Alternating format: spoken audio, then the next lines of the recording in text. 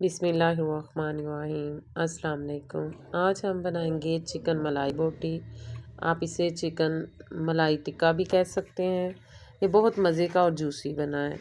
आप इसके लिए हमने लिया 1 किलो बोनलेस चिकन और 1 कप मैंने दही का लिया। ये दही मैंने फ्रीज़ किया हुआ था। जब घर में दही बच जाता है मैं उसे फ्रीज़ कर लेती हूँ।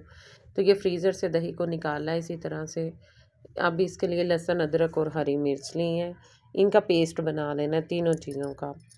अंदाज़े से ही आप 2 चम्मच जो है वो पेस्ट बन जाए लहसुन का, अदरक और हरी मिर्च का। इनका पेस्ट बना के दही में शामिल कर लिया। अब इसमें सुरख मिर्च पाउडर, नमक हस्बे ज़ायका आप शामिल कर लें। मैंने 1 टीस्पून शामिल कर लिया।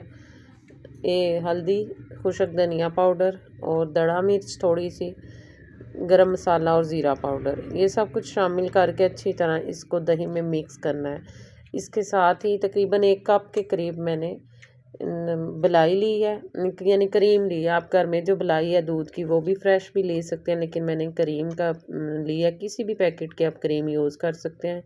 इसको अच्छी तरह मिक्स करनी है, यानी दही और जो है क्रीम वो यकजा हो जाए।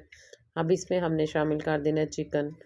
चिकन को भी अच्छी तरह लगाना है इसके ऊपर, ये सारा अमेज़ा चिकन को अच्छी तरह इसमें मिक्स करना है। अब इसको हमने छोड़ देना है तकरीबन 2 घंटे के लिए, ताकि मसाला जो है इसके ऊपर अच्छी तरह से लग जाए।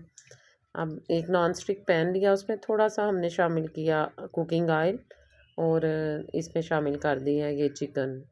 अब इस चिकन को थोड़ा सा एक साइड से कुक करना है, तो इसकी साइड हमने चेंज कर देनी है।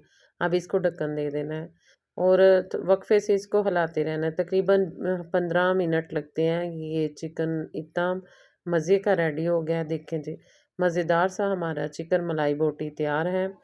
आप भी ज़रूर बनाइएगा और अपने घर वालों को भी खिलाइएगा, ख़ुद भी खाइएगा और हमें दुआओं में याद रखिएगा। अल्लाह हाफिज़।